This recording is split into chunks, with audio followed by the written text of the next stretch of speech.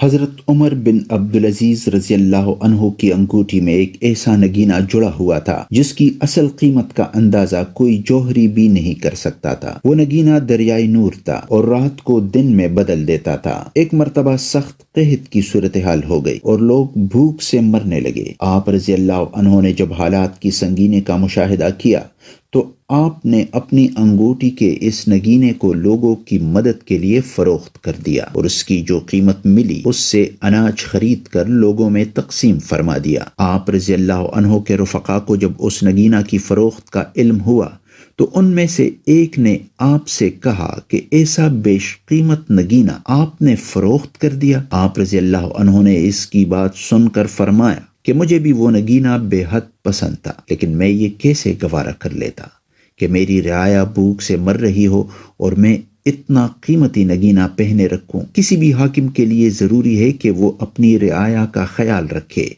اور جب لوگوں کو تکلیف میں مبتلا دیکھے تو اپنا آرام بھول جائے۔ یہ فرما کر آپ رضی اللہ عنہ کی آنکھوں سے آنسو جاری ہو گئے۔